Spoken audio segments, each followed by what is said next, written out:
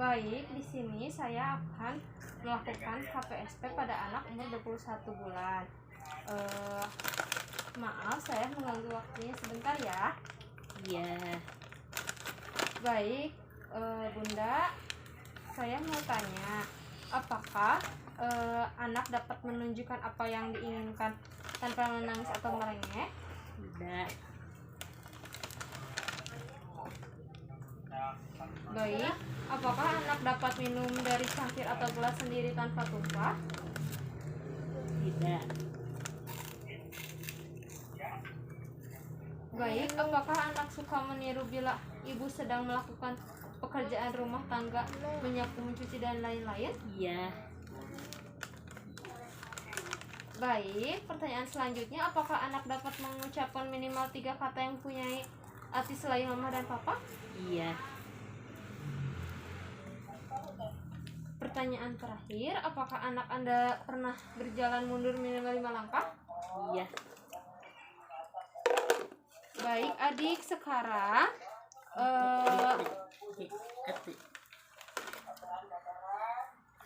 itu ada salah dia. coba ininya ambil.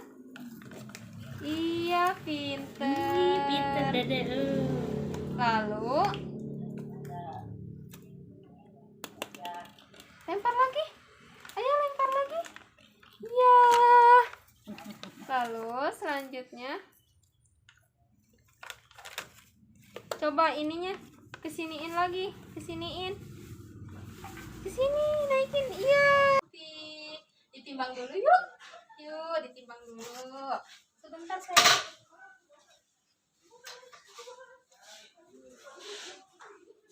Sebelas kilo, udah ya. Udah. Sini saya akan melakukan pengukuran tinggi badan anak. Ayo sayang, ukuran sebelah ya. Tinggi badan anak 90 cm. Assalamualaikum warahmatullahi wabarakatuh. Maaf mengganggu waktunya sebentar. Bunda, di sini saya akan melakukan penyuluhan tentang campak komplikasi mata pada atau mulut. Baik, Bunda, di sini saya akan menjelaskan tujuan saya untuk penyuluhan ini. Pertama-tama, apakah Bunda pernah mengalami campak? Kejadiannya sama anak saya. Jadi tentang campak itu mula-mula anak saya itu demam. Udah demam gitu, keluar kayak bintik-bintik gitu. Itu seperti itulah campak apa gimana ya, Nek? Seperti itu campak karena di sini gejala-gejalanya itu gejala-gejala anak ibu, yaitu gejala-gejala ada dalam campak. Contohnya mata merah, demam tinggi, bercak-bercak merah di tangan, demam tinggi. Ya pernah kejadian demam tinggi, tapi turun lagi langsung keluar gitu bintik-bintiknya, Nek. Apakah ibu mengetahui apa itu arti campak? Kalau artinya ya itu taunya itu penyakit aja. Kalau bintik-bintik gitu kayak banyak gitu seluruh tubuhnya gitu ya, bintik-bintik gitu. Nah itu rasa kata ibu, ini campak gitu. Mama makanya ibu nanyain apakah campak yang seperti itu. Ya, jadi yang dialami anak ibu itu penyakit campak karena semua yang dialami oleh anak ibu itu ada dalam gejala-gejala campak. Jadi pertama-tama saya akan menjelaskan pengertian campak. Campak di sini adalah infeksi pada bayi atau anak-anak yang disebabkan oleh virus Paraxmycovirus. Biasanya ditularkan lewat kontak langsung, melalui udara, melalui saluran pernapasan, lalu menyebar ke seluruh tubuh. Campak bisa membunuh 100.000 orang per tahunnya. Campak gejalanya muncul sekitar 1 sampai 2 minggu setelah tubuh kita terkena virus campak itu. Lalu campak itu bisa menular ke siapa saja. Jadi kita harus menjauh dari yang mengalami campak itu karena takut kita tertular. Dan di sini saya akan menjelaskan tentang komplikasi mata atau mulut. Komplikasi mata atau mulut ini disarankan untuk tidak mengkonsumsi vitamin A yang berlebihan. Salah satunya bisa dengan terapi, memakan obat, dan memberi salep pada mata yang terkena campak ini. Lalu ada resiko campak. Resiko campak ini umumnya melalui percikan cairan yang dikeluarkan oleh pengidap campak saat bersin atau batuk. Jadi ketika kita bersin atau batuk itu ketika kita mengidap campak bisa menular ke siapa saja. Siapa yang menghirup percikan itu maka bisa saja kita tertular. Umumnya campak lebih sering kepada anak-anak yang berusia di bawah 5 tahun. Lalu di sini saya akan menjelaskan gejala-gejala campak. Gejala campak ini bisa mata merah yang tadi anak ibu sebutkan dan sensitif cahaya. Lalu ada menyerupai gejala pilek, menyerupai batuk, lalu lemas dan letih. Lalu ada demam tinggi, ada sakit, ada nyeri, dan ada tidak bersemangat dan kehilangan selera makan.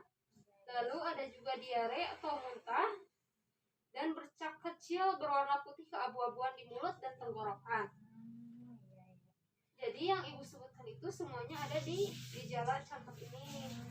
Jadi kalau begitu penyakit ini berbahaya juga ya Neng ya kalau gitu. Jadi tadi Neng sebutkan bahwa penyakit ini bisa mengakibatkan menular juga ya? Iya, bisa menular. Iya. Karena penyakit campak ini bisa menular ke siapa saja yang menghirupnya. Ketika ada yang berpenyakit campak lalu batuk atau bersin kita menghirupnya maka kita juga mudah tertular. Lalu di sini saya akan menjelaskan cara mencegah campak. Cara mencegah campak bisa dicegah dengan vaksin. Lalu vaksin ini bisa dilanjutkan dengan vaksin gabungan, gondongan atau rubella, vaksin MMR. Pemberian vaksinasi harus dilakukan sesuai jadwal oleh dokter.